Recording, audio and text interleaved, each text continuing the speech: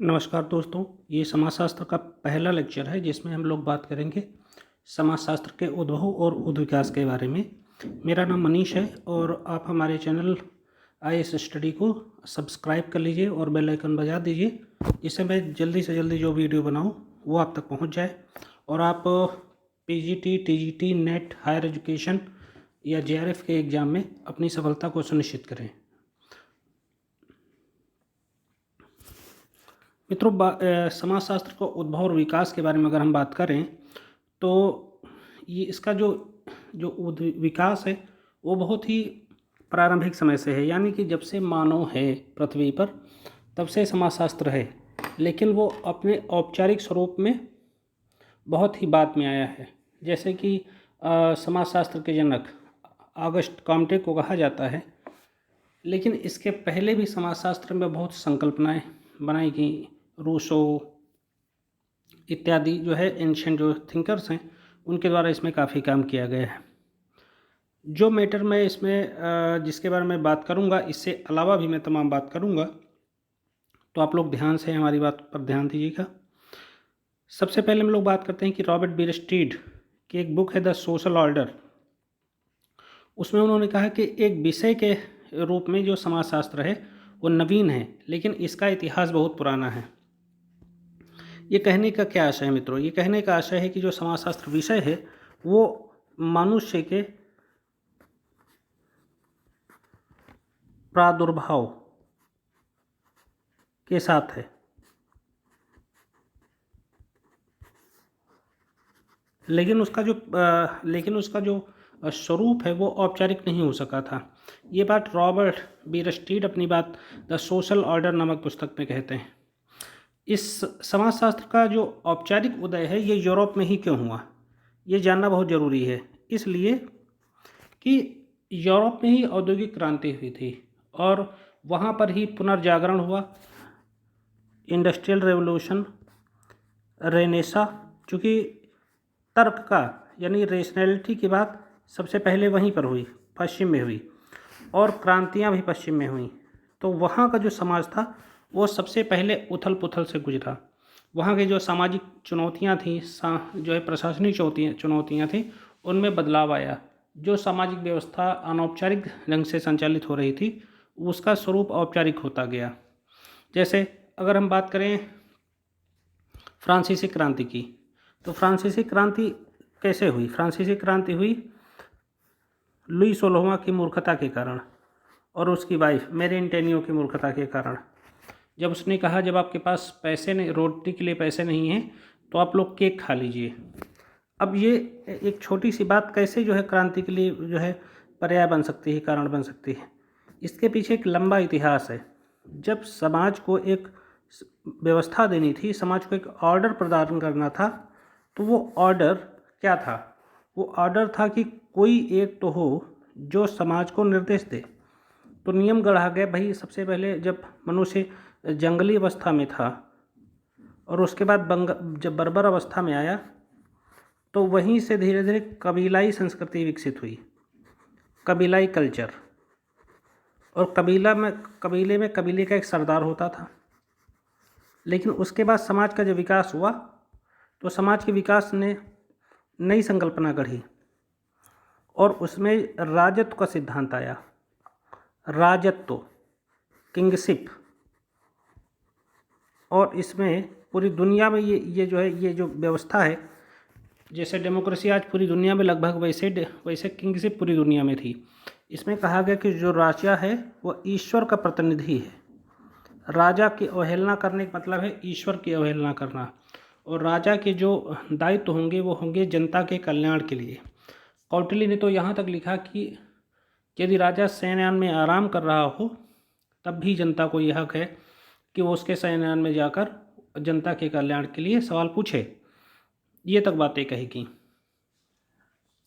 तो जब राजा का पद इतना इम्पोर्टेंट था, लेकिन किसी भी व्यवस्था में जब असंतुष्टि आती है तभी नई व्यवस्था का जन्म होता है। मार्क्स इसे निगेशन का निगेशन कहते हैं।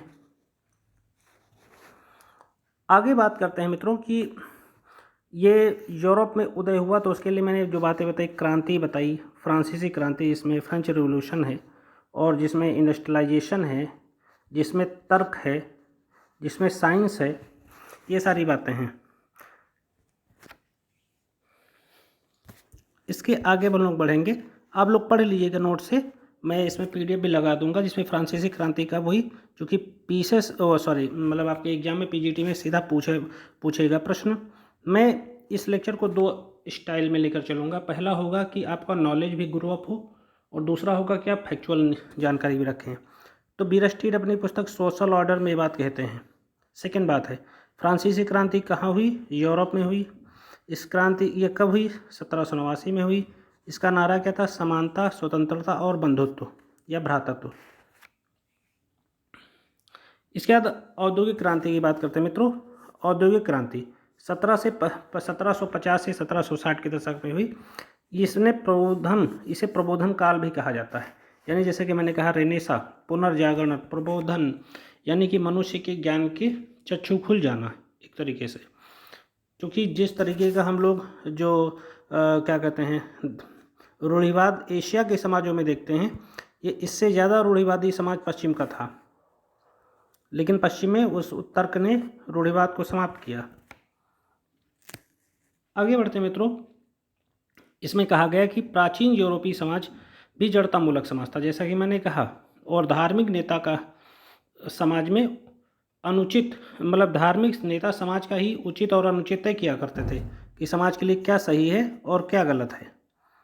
और समाज बेसिकली दो वर्गों में बटा होता था, जिसे मार्क्स कहता है कि जो है जितने भी इतिहास हुए हैं, जितने भी समाज हुए हैं, उन प्रत्येक समाज में वर्गीय समाज देखने को मिलता है।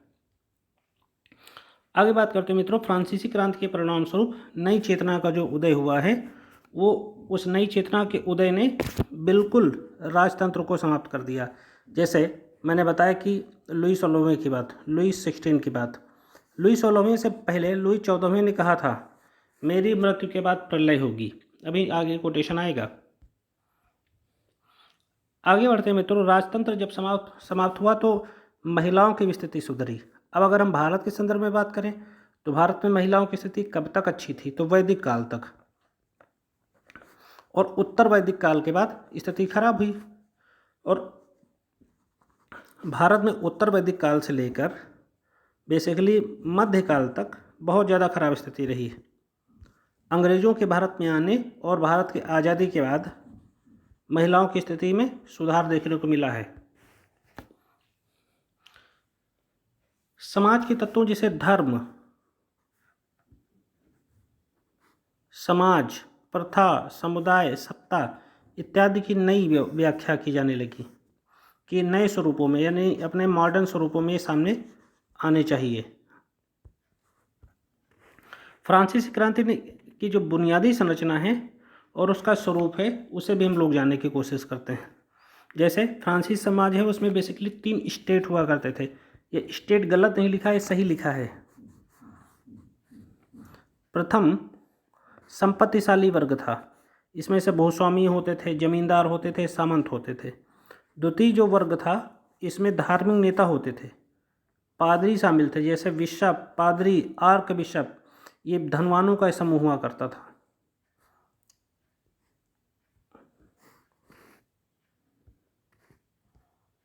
तीसरा जो वर्ग होता था, इसमें समाज के निचले तबके के लोग आते थे, जैसे किसान, व्यापारी, कारीगर, नौकरी पेशा वर्ग इसमें शामिल होते थे। इस वर्ग की जो स्थिति है वो बहुत बेहतर नहीं थी। भारतीय समाज कितने वर्गों में विभाजित है? कमेंट करके बता सकते हैं।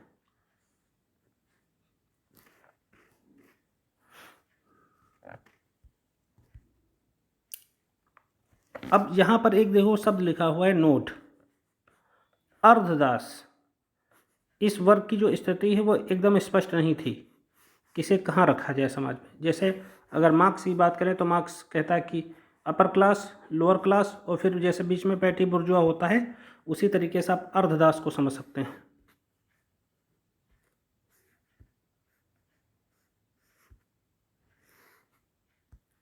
अब बात करते हैं मित्रों राजनीतिक पहलू के बारे में।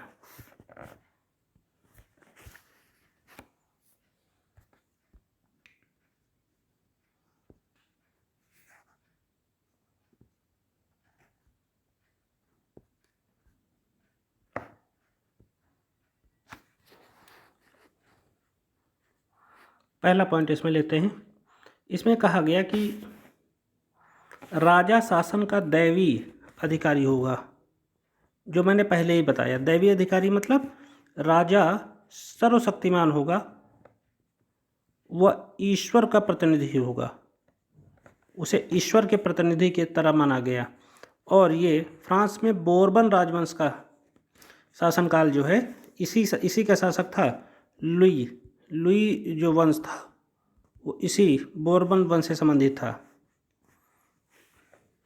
अब इसके आर्थिक पहलुओं पर बात करते हैं। लुई 14वां काफ़ी विलासी प्रकृति का राजा था। उसने कहा था मेरी मृत्यु के बाद प्रलय होगी, क्योंकि वो समाज की दशा को समझ चुका था आगे। और इसी की फलता, जैसे कि मैंने लिखा, इसके फलता लुई 16वां कमज़ोर शासक निकला। और उसकी रानी जो मैरी एंटोनियो हैं, उसने जनता से कहा कि तुम्हारे पास ब्रेड नहीं है तो तुम केक खाओ, यानी रोटी नहीं है तो केक खाओ। और ऐसा क्यों है? चूँकि जनता उनके दरबार में परेशान होकर पहुंची थी कि आप हमारी मदद के लिए कुछ करिए, लेकिन जो है नहीं कुछ किया गया। तो उसके लिए फिर ये जो है जनता फिर वहाँ से निराश हो गई और उसने जो है समानता, स्वतंत्रता और भ्रातृत्व के नाम पर क्रांति करी और इनको अपना आदर्श बनाया।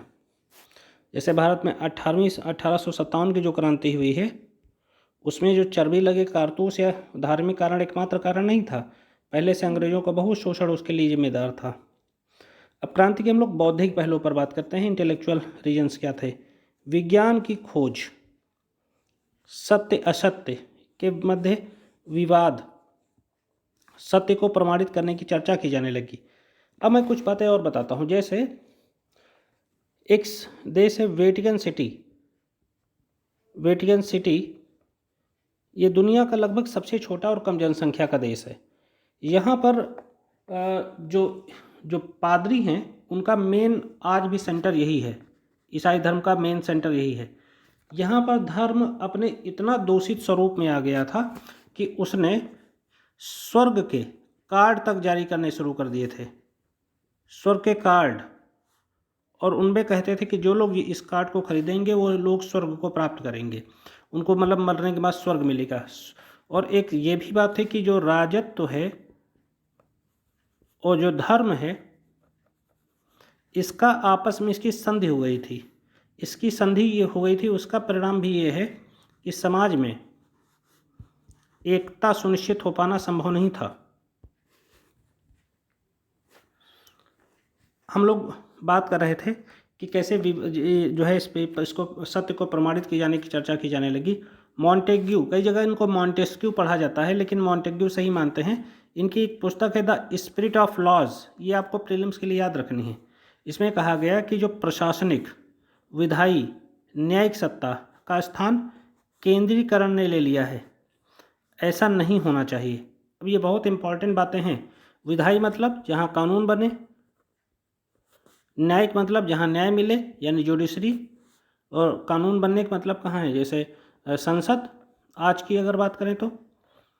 और इसका स्थान केंद्रीकरण हो गया, यानी कि राजा के हाथ में हो गया और जनता में जो है उसके कोई मतलब जो है पावर नहीं रह गई थी। तो ये उसको माना गया। मॉन्टेग्यू ने कहा कि बुरा था। मॉन्टेग्यू ने इसके लिए सुझाव दिया कि दो चीज़ें बहुत अहम हैं। पहला है विचारों की स्वतंत्रता, जिसको अनुच्छेद 19 में अपने यहाँ पर कहा गया है, 5 सेक्शन में अलग अलग विभाजित किया गया है। और अधिकारों के पृथक्करण का समर्थन। अब अधिकारों के पृथक्करण का समर्थन हमारे संविधान में कहीं ना कहीं मॉन्टेग्यू के सिद्धांत से प्रभावित है, क्योंकि अगर हम अनुच्छेद 14 से लेकर अनुच्छेद 35 तक देखें, उसके बाद अन्य आर्टिकल्स में भी देखें, तो हमें फंडामेंटल राइट के अलावा ही जो है directive principle of state policy यानी कि राज्य के नीति निर्देशक तत्वों में, और उसके अलावा संसद के विशेष अधिकारों में, अनुच्छेद 105 में, राज्य विधानमंडल के अनुच्छेद 194 में भी इस तरीके की बातें देखने को मिल जाती हैं कि जहाँ पर पार्लियामेंट्री या विधानमंडल के स्तर पर जो है विशेषाधिकार को देखा गया है। और जनता के लेवल पर अनुच्छेद 12 से लेकर या अनुच्छेद 14 से लेकर 35 तक का विधान है। और उसके बाद हमारे यहाँ राज्य के नीति निर्देशक तत्वों में भी राज्य की जिम्मेदारी को दर्शाया गया कि राज्य कल्याणकारी होगा। और हमारे यहाँ जो पंचायती राज व्यवस्था है, पंचायती राज व्यवस्था, इसकी चर्चा अनुच्छेद 40 में है। और ये व्यवस्था कहीं ना कहीं ज़्यादा हमें लोकतांत्रिक बनाती है। भाई भारत में त्रिस्तरीय ढांचा है।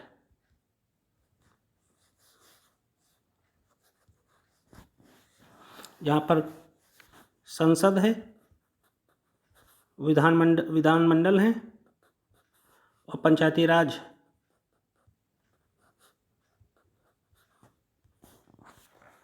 आगे बढ़ते हैं मित्रों।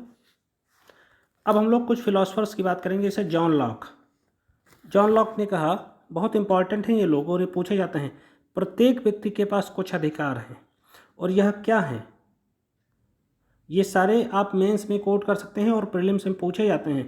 प्रत्येक व्यक्ति के पास कुछ अधिकार, ये अधिकार क्या है? जीवन का अधिकार। अगर आज हम अपने संविधान में देखें तो जीवन का अधिकार कौन से आर्टिकल में है? अनुच्छेद 21 में। और इसमें न केवल जीवन का अधिकार ही है बल्कि सम्मान के साथ जीवन जीने का अधिकार है। संपत्ति का अधिकार, पहले हमारे यहाँ मूल अधिकार था, अब अनुच्छेद जो है 300 का में है, विधिक अधिकार है। 44वें संविधान संशोधन से इसे संशोधित कर दिया गया था। व्यक्तिगत स्वतंत्रता का अधिकार अनुच्छेद 19 से लेकर अनुच्छेद 22 तक है। लॉक आगे ये भी कहता है कि जो शासक इन 3 अधिकारों को वंचना के लिए प्रयास करे उसे हटा देना चाहिए। जैसे अब देखो, राज्य का उदय कैसे हुआ, यानी जो मॉडर्न स्टेट है इसका उदय कैसे हुआ? ये उदय हुआ है सोशल कॉन्ट्रैक्ट थ्योरी के तहत। उसमें सोशल कॉन्ट्रैक्ट थ्योरी क्या कहती है कि जो सरकार है या राज्य है उसका दायित्व क्या है? उसका दायित्व है जनता का कल्याण करना, जनता के हितों की रक्षा करना। बदले में जनता उसके जो है अपने दायित्वों को पूरा करेगी, यानी सरकार के या राज्य के बनाए कानूनों को मानेगी, उसको टैक्स देगी और उस सरकार के बनाए कानूनों में विश्वास भी रखेगी।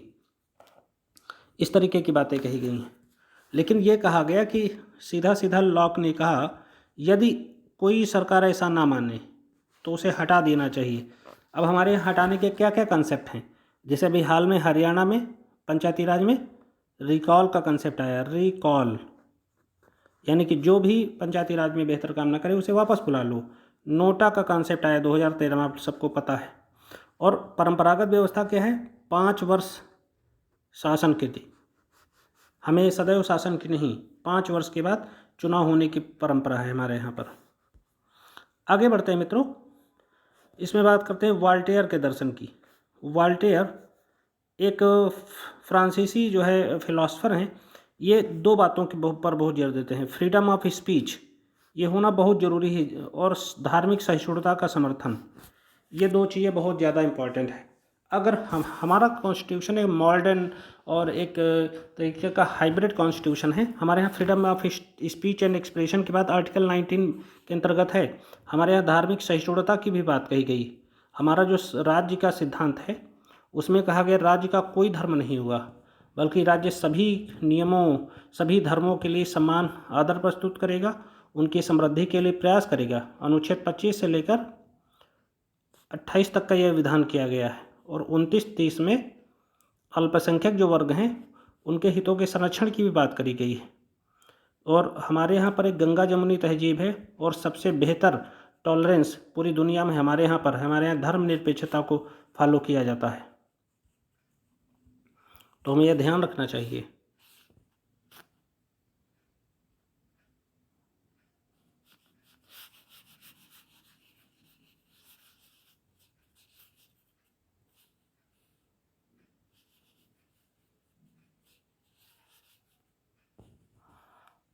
आगे बढ़ते मित्रों, अगर हम रूसो के स्टेटमेंट पर आएँ तो रूसो की पुस्तक का नाम है द सोशल कॉन्ट्रैक्ट। उसमें वो कहता है कि किसी भी देश की जनता को अपना शासक चुनने का अधिकार है। ये कोटेशन डायरेक्ट पूछी जाएगी और बुक का नाम डायरेक्ट पूछा जाता है। किसी भी देश की जनता को अपना शासक चुनने का अधिकार है, यानी किसकी बात कर रहे हैं? डेमोक्रेसी की बात कर रहे हैं। यानी कि उस समय के हिसाब से रूसो बात कर रहा है तब, सोचो बहुत पहले, यानी मॉडर्न डेमोक्रेसी की बात हो रही है। और उसके बाद हम लोग बात करेंगे मित्रों इंडस्ट्रियल रेवोल्यूशन के बारे में, औद्योगिक क्रांति के बारे में। औद्योगिक क्रांति का विचार बहुत ही प्राचीन है। और इसके बारे में यदि हम बात करें तो न केवल ये जो विचार है ये सिर्फ देन है ब्रिटेन की, या ये औद्योगिक क्रांति देन है ब्रिटेन की, बल्कि संपूर्ण यूरोप की देन है। और आज हम लोग चौथी औद्योगिक क्रांति में जी रहे हैं, जहां हम लोग कृत्रिम बुद्धिमत्ता, artificial intelligence, machine learning, internet of things, 3D computing, इन सब के युग में जी रहे हैं। तो अगर हम बात करें मित्रों की जो है यह क्रांति इंग्लैंड में ही क्यों घटित हुई, तो इंग्लैंड वो सबसे फर्टाइल जो है लैंड देश था जहाँ पर इसकी संभावनाएं थीं। फ्रांस में भी जो है ये क्रांति हो सकती थी, लेकिन ये इंग्लैंड में ही हुई, क्योंकि वहाँ पर देखो कपास खनन ये बहुत ही इनकी जो कृषि है एक प्रोडक्टिव ढंग से हो रही थी। दूसरी बात, इंग्लैंड ने कई दुनिया के देशों को अपना गुलाम बना रखा था, यानी उपनिवेश बना रखा था। तो उनके यहाँ से जो आया हुआ कच्चा माल है वो भी उनके लिए उत्पादक था। और यूरोप की जो सामाजिक, सांस्कृतिक और भौगोलिक राजनीतिक परिस्थितियाँ थीं वो भी कहीं ना कहीं इंग्लैंड में जो है क्रांति को प्रशस्त कर रही थी। अब प्रश्न, जब आपके पीजीटी में एग्जाम में या मतलब हायर एजुकेशन में ये प्रश्न पूछ लिया जाता है कि सर्वप्रथम औद्योगिक क्रांति शब्द किसने दिया, तो आपको ये पता होना चाहिए कि इस शब्द का प्रयोग सबसे पहले अर्नाल्ड टॉयनबी ने किया था। अर्नाल्ड टॉयनबी ने किया था। और इनकी बुक का नाम बहुत पूछा जाता है, the study of history. The study of history. और ये कितने वॉल्यूम में है? 10 वॉल्यूम में है। ये प्रश्न भी पूछा जा चुका है।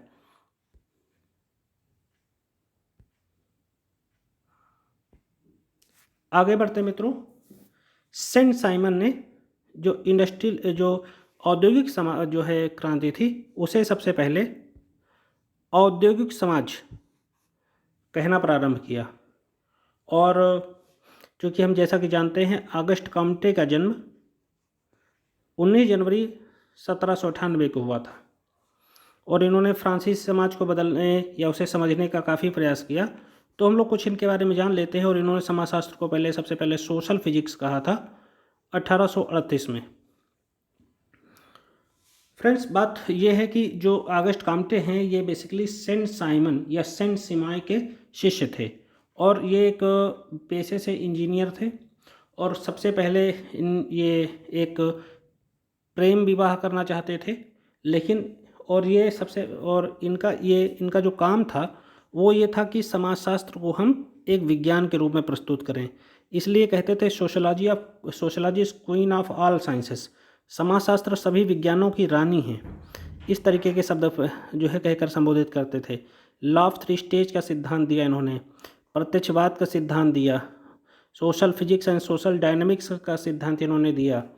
इन्होंने समाजशास्त्र, सोशल रिप्रोडक्शन, सामाजिक पुनर्निर्माण का सिद्धांत दिया। तो जो प्रारंभिक जो कॉम्टे हैं वो बहुत ही तार्किक हैं, बहुत ही वैज्ञानिक हैं। लेकिन जब इनकी पत्नी का देहांत हो गया या इनकी सोकॉल्ड गर्लफ्रेंड का देहांत हो गया तो उसके बाद के जो कॉम्ट हैं वो पूरे तरीके से मानवतावादी हैं। शुरुआत में तो इतना ही वैज्ञानिक थे कि कहते थे कि मंदिरों में, समाज को समझने के लिए मंदिरों में सोशोलॉजिस्ट को बिठा दिया जाना चाहिए। सोशोलॉजिस्ट को हम बिठा दें तो अच्छी बात है। लेकिन बाद में इनका ये कहना था कि इससे बात नहीं बनने वाली, हमें बल्कि मानवता पर, बाद में ह्यूमैनिटी की बात करते हैं। बाद में महिलाओं को ये बहुत समाज के लिए वो जो है इम्पोर्टेंट बताते हैं, जैसा कि होती भी हैं वो। और इन्होंने जिस तरीके से प्रस्तुत किया अपने आप को, वो जो है एकदम दूसरा कॉम्टे है। और वो कहीं ना कहीं ज़्यादा मानवतावादी है, परिवार को समाज की पहली इकाई मानते हैं। काफ़ी बदलावों की तरफ ये प्रस्तुत करते हैं अपने आप को। कॉम्टे ने, जैसा कि मैंने पहले बताया कि उन्होंने समाजशास्त्र को सोशल फिजिक्स कहा था और बाद में फिर इन्होंने सोशियोलॉजी शब्द दिया। और सोशियोलॉजी 2 शब्दों से मिलकर बना है, सोशियस और लोगस। और ये एक ग्रीक और एक लैटिन वर्ड है। इस पर भी तमाम कमेंट हैं। कई लोग इसे मानते हैं कि ये अच्छा शब्द नहीं है, ये तो जो है एक डस्टबिन की तरह है, 2 भाषाओं का जो है मिला हुआ शब्द है। इस तरीके की काफ़ी आलोचनाएं हैं। जैसा कि देखो ये सामने लिखा है आपके, स्टुअर्ट मिल ही कहते हैं समाजशास्त्र 2 भाषाओं की अवैध संतान है। इस तरीके को कोटेशन डायरेक्ट पूछे जाते हैं और इसके लिए स्टुअर्ट मिल यूज करते हैं शब्द इथोलॉजी।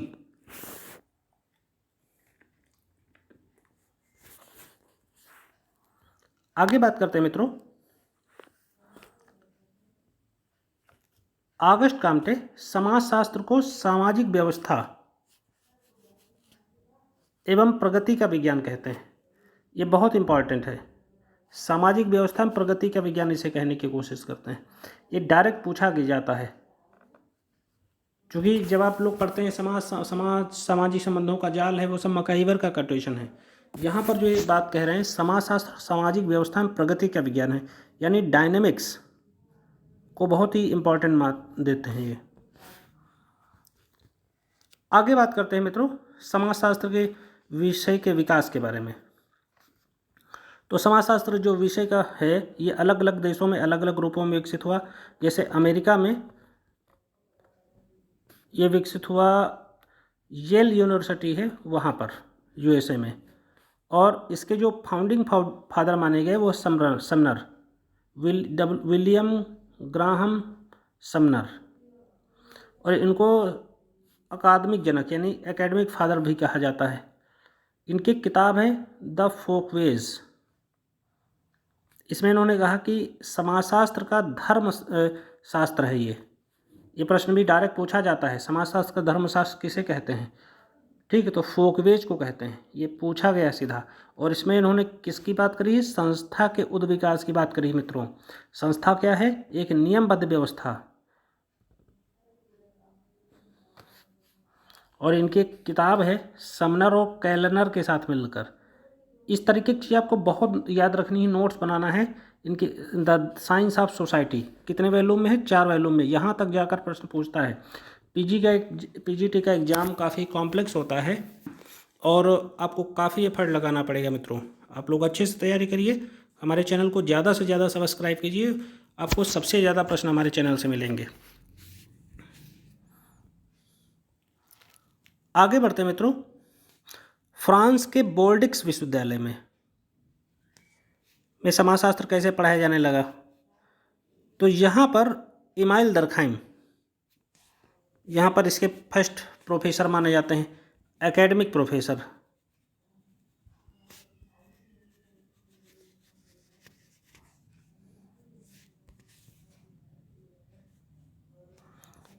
आगे बढ़ते हैं मित्रों, सोशियोलॉजी में A.W. स्मॉल, कई जगह इनको W.A. स्मॉल लिखा रहता है। इन्होंने शिकागो संप्रदाय में पढ़ाना शुरू किया, क्योंकि समाजशास्त्र में कई स्कूल हैं, जैसे जर्मन स्कूल, शिकागो स्कूल, तो इनको हिंदी में संप्रदाय कहा जाता है। इसमें इन्होंने 1895 में द जर्नल ऑफ सोशियोलॉजी की स्थापना करी। ये सब पूछ लिया जाता है, शिकागो संप्रदाय से कौन जुड़ा हुआ है, वहाँ पर क्या स्थापना हुई, तो ये पता रहना चाहिए। यहाँ पर A.W. स्मॉल और L.F. वार्ड ने मिलकर अमेरिकन सोशियोलॉजिकल सोसाइटी की स्थापना करी और L.F. वार्ड इसके प्रथम अध्यक्ष बने। ये आपको याद रखना है, ये प्रत्येक देश का होता है, भारत में भी है। भारत में इसकी स्थापना G.S. घुरिये ने करी थी, अभी आएगा। अब मैंने जैसा कि कहा था, इसके दूसरे स्कूल की बात करते हैं। तो ये जर्मनी का फ्रैंकफर्ट स्कूल है और ये मार्क्सिस्ट स्कूल है, यहाँ पर मार्क्सवादी व्याख्याएं की जाती हैं। जबकि वो स्कूल किसकी बात करता है, गरीबी, लेबर्स की बात करता है। यहाँ पर भी सोशियोलॉजिकल रिसर्च फाउंडेशन की स्थापना की गई और यहाँ पर मार्क्सवादी चिंतन से बहुत ही प्रभावित है। इसमें इसके जो चिंतक हैं पूछे जाते हैं कि कौन कौन लोग हैं, ये प्रश्न बहुत बार पूछा गया, आप लोग अगर बैक ईयर्स देखते होंगे तो। इसमें एडोर्नो, होर्खेमेर, मार्क्यूज, एरिक फ्रॉम। मैं आप लोगों को पिछले 15 साल के नेट के पेपर और कम से कम 100 बैक ईयर्स के पेपर करा दूंगा। आप लोग, अगर आप लोगों को ज़रूरत है तो आप लोग कमेंट करके बताएं। जो लोग हमारे कोर्स से जुड़ना चाहते हैं वो लोग हमारे कोर्स से जुड़ें। हम आप सभी लोगों को इस तरीके के वीडियो बना कर देंगे, आप लोगों को फ़ीस वगैरह बता दी जाएगी और आपको इसका PDF भी दिया जाएगा और एक कंप्लीट एनालिसिस और कंप्लीट ज़्यादा से ज़्यादा प्रश्न हमारे वीडियो से आने की संभावना रहती है। अब हम लोग बात करते हैं मित्रों भारत के बारे में, कि भारत में समाजशास्त्र के बारे में क्या स्थिति थी। तो 1919 में सर पैट्रिक गिड्स, ये प्रश्न बहुत बार पूछा जा चुका है, की अध्यक्षता में बम्बई विश्वविद्यालय में इसका जो है इसकी जो टीचिंग है वो स्टार्ट हुई थी। सर पैट्रिक गिड्स के निर्देशन में बम्बई विश्वविद्यालय में। इसे पहले इकोनॉमिक्स के साथ पढ़ाया जाता था, बाद में नागरिक शास्त्र के साथ पढ़ाया जाता था, यानी सिविक्स के साथ पढ़ाया जाता था। और जीएस घुरिये, गोविंद सदाशिव घुरिये जी इसके सबसे पहले रीडर नियुक्त किए गए थे। और इन्होंने ही 1952 में 1952 में यानी देश के आज़ाद होने के बाद समाजशास्त्री परिषद की स्थापना करी थी, जैसा कि अन्य देशों में भी आपने देखा कि अलग अलग लोगों ने किया है। आगे बात करते हैं मित्रों, 1921 में प्रोफेसर B.N. सील ने लखनऊ विश्वविद्यालय में इसे जो है पढ़ाया, और यहीं पर सोशियोलॉजिकल बुलेटिन पत्रिका भी निकाली गई, सोशियोलॉजिकल बुलेटिन, और जिसे बाद में JK ह्यूमन रिसोर्स जो है इंस्टीट्यूट भी कहा जाने लगा। और इसकी स्थापना भारत में 1921 में मतलब लखनऊ में पढ़ाया गया। ये प्रश्न डायरेक्ट पूछा गया है तो याद रखना है। फिर बिहार में पटना विश्वविद्यालय में प्रोफेसर नर्मदेश्वर प्रसाद ने पढ़ाना शुरू किया। इनका एक बहुत कंसेप्ट फेमस है कुलीनीकरण का, जिसे M.N. श्रीनिवास कहते हैं प्रभु जाति, संस्कृतिकरण कहते हैं, संस्कृतिकरण जिसे M.N. श्रीनिवास कहते हैं उसे ये कुलीनीकरण कहते हैं। इनकी किताब है ए मिथ ऑफ कास्ट सिस्टम, ये बहुत फेमस किताब है।